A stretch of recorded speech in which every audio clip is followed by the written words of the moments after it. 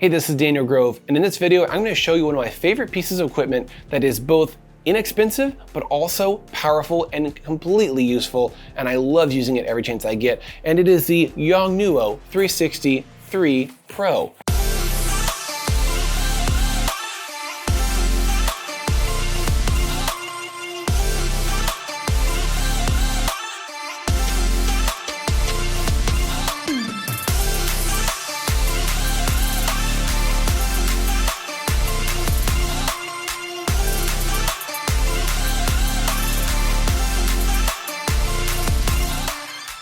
Now it's in a bag, so let me get this out of here. All right, now it's in another bag. Let me get out of this one. Boom, here it is. This is an LED light stick, is what I call it. LED wand, LED light, I don't know. There's so many different ways to call it, but I love this thing. It costs about $125.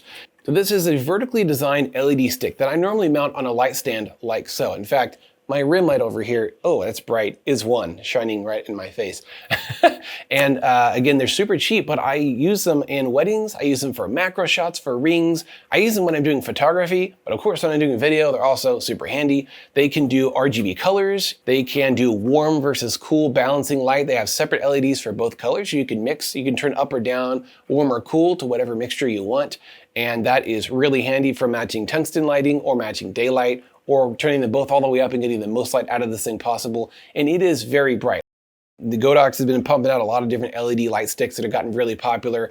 I've had mine for like 2 years. So just for the record, I'm not following a trend. I was cool before it became a cool thing to get them. Now this is actually the orange color filter, which I think is used to truly match like very tungsten lighting. So let me take this thing off of here. I think it slides upwards. I never use this, by the way, the orange thing. I've never put it on. There we go. So let's get rid of this thing. And yeah, here are all the LEDs. I'm assuming there's 360 of them, given the name. There actually is a newer Yongnuo light. I just found it literally like last night. It's called the Yongnuo 660. And I'm assuming that means because there's 660 LEDs in it, it is much bigger and probably way brighter. I don't know if I need that much power, but I'm really happy with this little guy. These can take AC power as well as battery power, which is awesome. It has a magnetically attached and removable remote control. I love phone control, but I kind of don't because I got to use my phone. It takes a seconds to load, got to get it up. People think I'm looking at my phone while I'm working. So I actually prefer to have hardware controllers like this. And most of the Yongnuo products have analog, if you will, remote.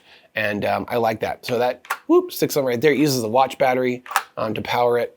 And yeah, these are awesome. It's got the, I think it's a 1/4 inch screw in the bottom, which I put on a jointed mount. I recently did a wedding where the bride, for some reason, insisted on getting married after sunset. And it was cold. It wasn't like a nice fall or spring day. This was like, it was 50 degrees outside. And the photographer and I said, did she realize sunset's at 5:30? She did. And she still wanted to get married at 6. So I said, all right, I got this.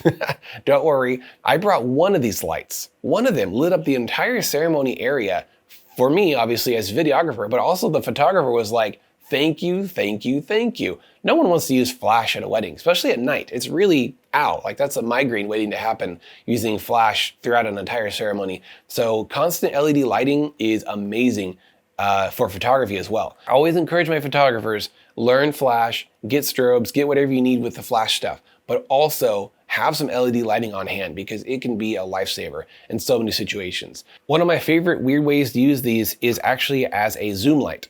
What I mean by that is I have my Canon R6 on a miniature tripod, which I'm using right now on my desk, and I will have this as my actual light on while I'm doing a Zoom call.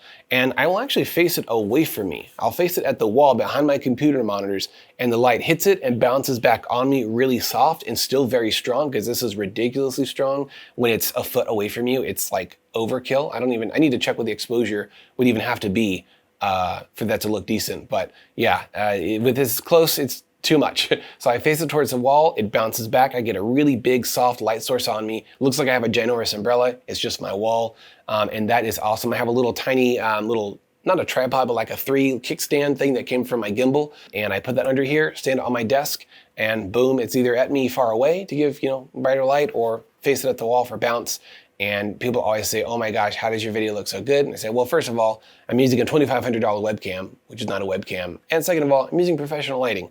And it really goes a long way. Don't get ring lights. Get rid of those things. Those are a joke. So $20, $30, $40 ring lights, they'll do nothing for you.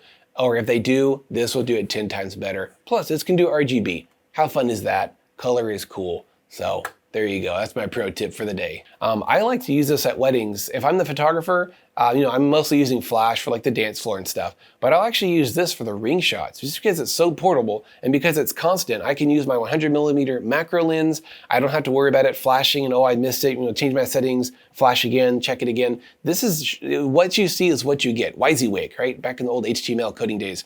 This is WYSIWYG because what you see on your screen, well, in my case mirrorless, on my screen is what I'm gonna get in my photo, and there's no guesswork involved. So I'll usually mount this over the rings at weird angles. I can do RGB colors if I want. Now I have 2 of them, which is really fun. I can do one for a color wash on the back, like a rim lighting for the color, and then my natural light one could be on the front, just giving it a key or a fill light.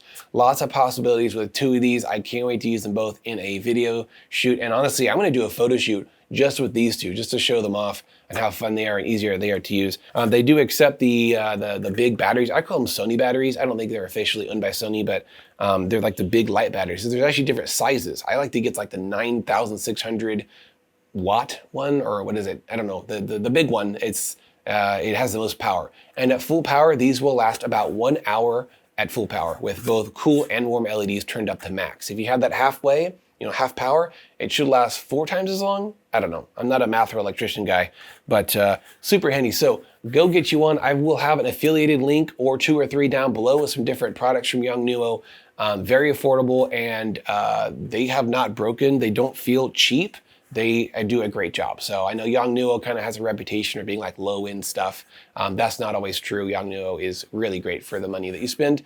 So hope you like this video. Go take awesome photo and video with these things, and check out my links down below. Thank you. Bye-bye.